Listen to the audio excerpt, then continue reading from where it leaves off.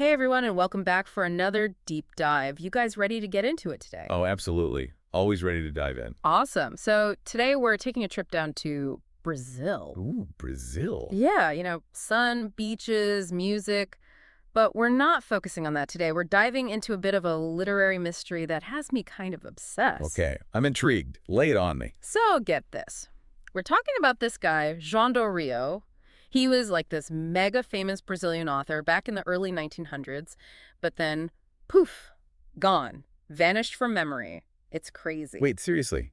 How does someone that famous just disappear? I know, right? That's what we're trying to figure out. We've got some excerpts from a recent article that digs into this whole phenomenon, and let me tell you, some of the details are wild. For example, when João do Rio died in 1921, get this, a quarter of Rio's population showed up for his funeral. A quarter. A quarter. That's like 100,000 people. Whoa, that's a mega funeral. That's Mhm. not just a funeral. That's like a massive cultural event. Yeah. That really shows you the kind of impact this guy had. Exactly. And think about it. The man published over 2,500 texts, chronicles, short stories, even novels.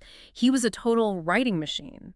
So how is it that someone so prolific, someone who clearly resonated with so many people, how did he just fade away? Well, it's interesting you mentioned his chronicles. It's possible that the type of writing he was most known for played a part in his decline. You mean because he wrote so many chronicles? Well, yeah, in part. They were popular for sure, but back then, chronicles were considered a bit of a lesser form of literature compared to, say, novels. So you're saying there was like a literary hierarchy, like novels were the VIPs and chronicles were stuck in the back. Sort of. It's complicated, but yeah, novels were definitely seen as more prestigious, especially when it came to building a lasting literary reputation.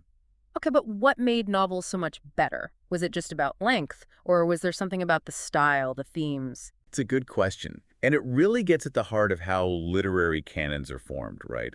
Who gets to decide what's considered classic and what ends up forgotten? In Brazil at the time, novels seemed to have a certain cachet that chronicles just didn't. Plus, there's another factor to consider. João de Rio wasn't just a chronicler, he was primarily known as a journalist. Ah, so maybe there's another layer to that hierarchy, like novelist on top, journalist somewhere below. It's possible. The article actually contrasts João de Rio with a couple of his contemporaries, Machado de Assis and Lima Barreto. They both achieved lasting fame, and they were mainly known for their novels. So maybe that's the key. Writing novels was like the ticket to literary immortality. It might have been a factor, for sure. But there's another element to this whole puzzle that we haven't touched on yet: education. The article points out that João de Rio's works were almost completely absent from textbooks and school curricula. Whoa, wait a minute. That's huge. If you're not in the textbooks, generations of students are basically growing up without ever knowing you existed. Precisely. Textbooks are like the gateway to literature for so many people. And if you're excluded from that, your chances of reaching a wide audience, let alone achieving lasting fame, are pretty slim. It makes you wonder how many other amazing writers are out there just waiting to be rediscovered, all because they weren't included in some textbook. Kind of sad, if you think about it. Absolutely. But it's not just textbooks. We also have to remember the historical context. Right. So João de Rio was writing during the Belle Époque, a period marked by, well, let's say a certain exuberance. But when modernism came along, the critics of that era saw all things Belle Époque as, how should I put it, a little outdated. Ooh, so it's like a changing of the guard, the cool kids moved on, and João de Rio got left behind. Yeah, kind of. Plus, the article mentions that avant-garde movements were really gaining traction in São Paulo at the time, which further shifted the spotlight away from Rio's cultural scene.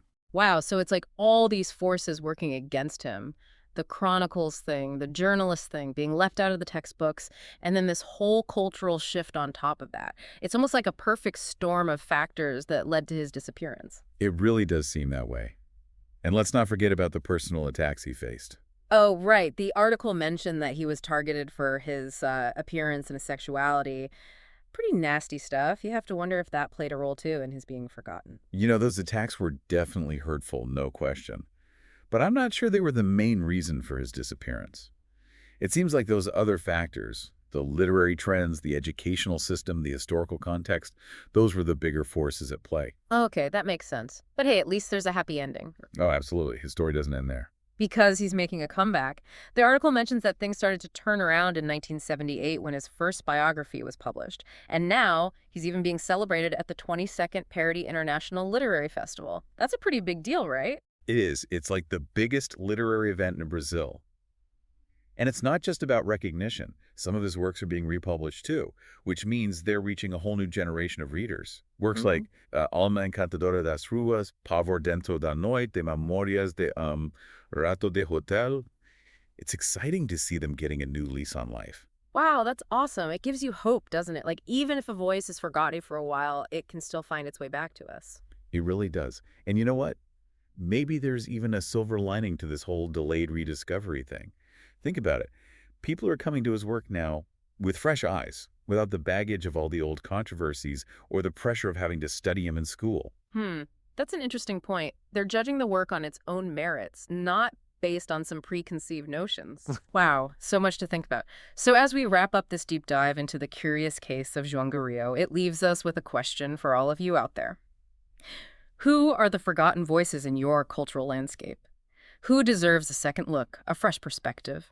Maybe it's time to do a little digging of your own, see what gems you can uncover. Happy digging! Happy digging! Until next time.